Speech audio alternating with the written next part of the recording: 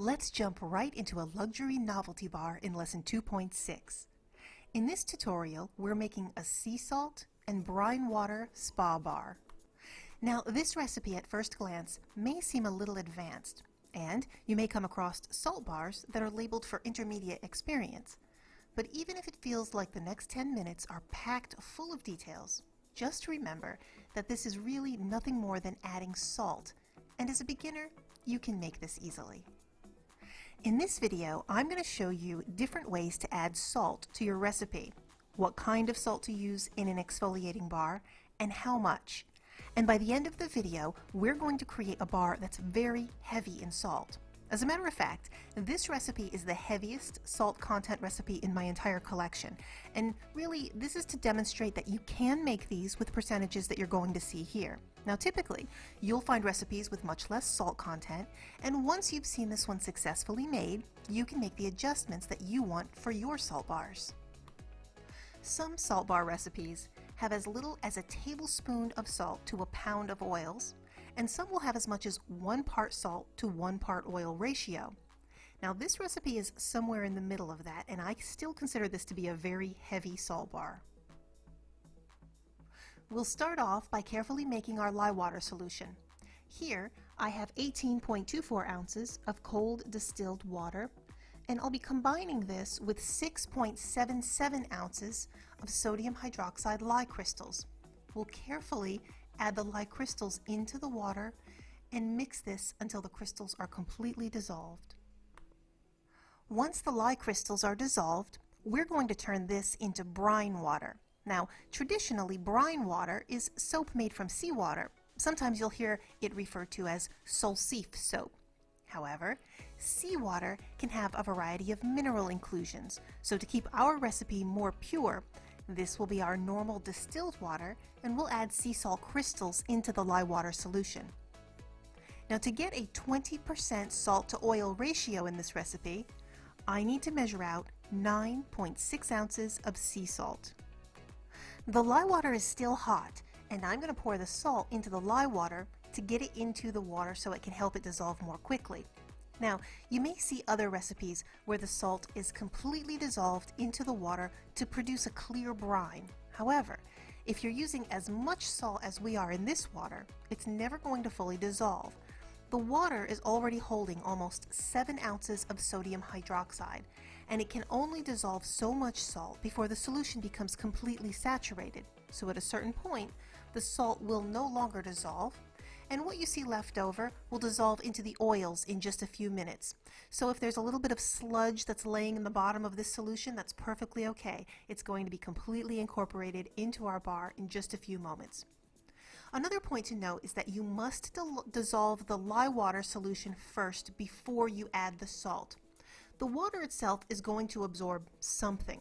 So if you add the salt before the lye, then it will be the lye crystals that will not be able to dissolve, and we don't want that because we won't end up getting soap if we can't get our lye dissolved into our water. So remember, just as you saw in this demonstration, the lye water must be dissolved first, just like we do in every other recipe, and the salt comes second.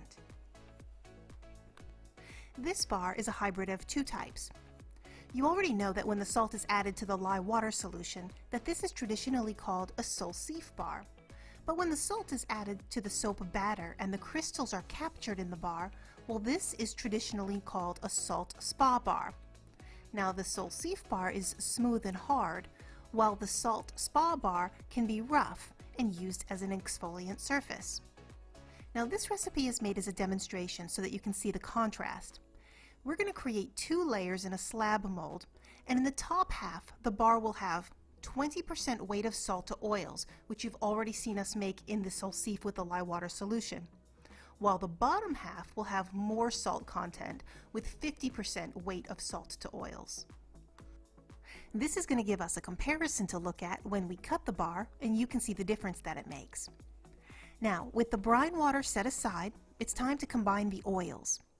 The largest portion of oil in this recipe is coconut oil. Now, coconut oil is the only oil that will create bubbles and lather in salt water, and if we want this bar to bubble at all, it will need to be mostly coconut oil. Now, as a beginner soaper, you may have noticed that most cold process recipes keep the coconut oil to somewhere in between 10 to 20% of the recipe. And you may have learned that coconut oil bars are just too dry to be used comfortably. Well, this is just one of the features of coconut oil, so to correct for that, in this recipe we've written in a 10% superfat, and this will make our bar nice, bubbly, lathery, and feel moisturizing and luxurious. Once the lye water solution and the melted oils are both at room temperature, we've begun to emulsify. Now don't forget to add that remaining salt that's at the bottom of the lye solution into the oils and get everything blended into full emulsification. Now this recipe will blend quickly, it will trace fast. This amount of salt is going to give us a nice thick soap batter, and it's going to happen very quickly, but you don't have to worry because we still have plenty of time to get it into our mold. This is also the time that we'll be adding in our fragrance oil, so get that completely incorporated into the soap batter as well.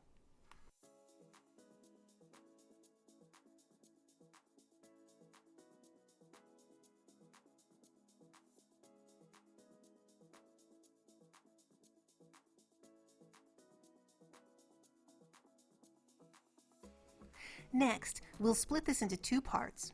In one part, I'm going to add a full teaspoon of Blue Lagoon mica, and in the second part, I'm only going to add a quarter teaspoon of the same color. Now remember, we still need to add more salt crystals into the bottom of our bar. So to get this to the 50% content that we've written for, we still need to add 30%. So, in the first bowl, I'm going to add the remainder of the sea salt, which is about 5.6 ounces. Here, I'm adding pure sea salt, but you can add pink Himalayan salt or kosher salt. Those are the salt pieces with the large flat surfaces, like scales. You can add those if you want to. When you're making a salt bar, try to avoid using Epsom salt and bath salts. Now, these are made with a magnesium, and they're meant to dissolve quickly so that they soften the water when you're taking a bath. These are a natural humectant, which means that they'll draw water. That means that if you put that into your bar, they make your soap sweat, and then they'll end up being sticky after they're cured. But sea salt, Himalayan salt, and kosher salt will not do this. It's time to pour the first layer into the mold.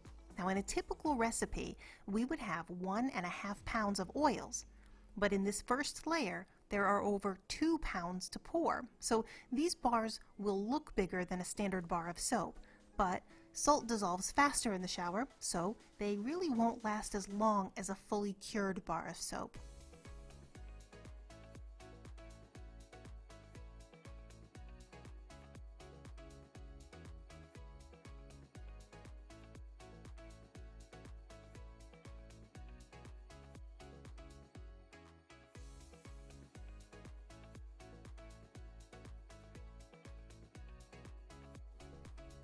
Now you can see how quickly the layers are setting up, and you can see the contrast in color as I layer the top half over the bottom.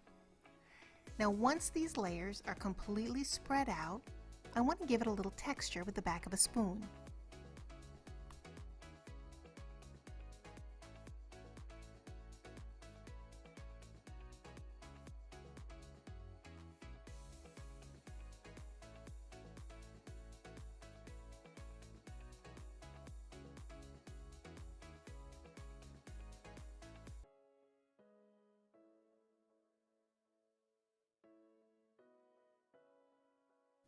Now there are several ways that you can make these seashell embeds to cover the top of your project.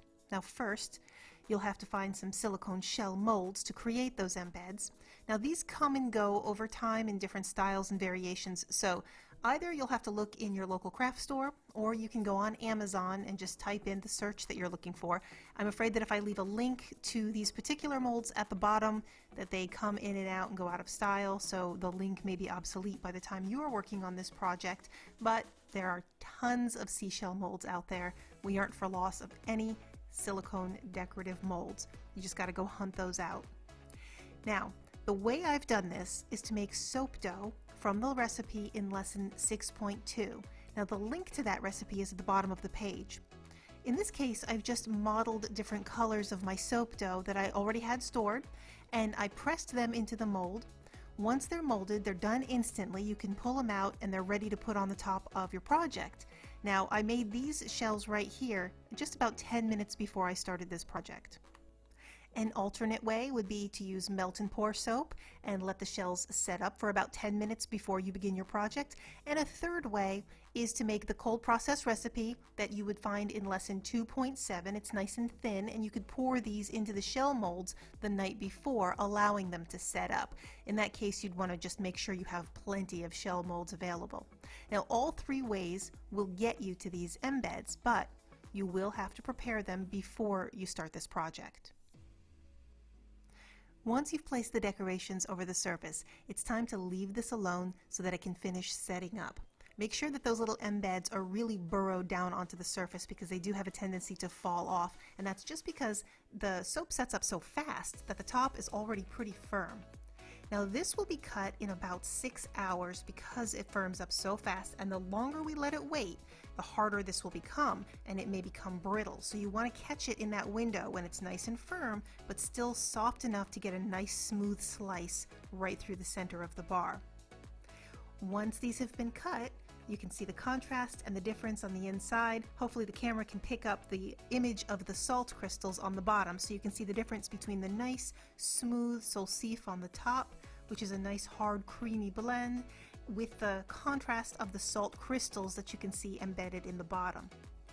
Now, at this point, this bar still needs to cure like every other cold process project, so we'll set these aside for 4 weeks, and then they're ready to use.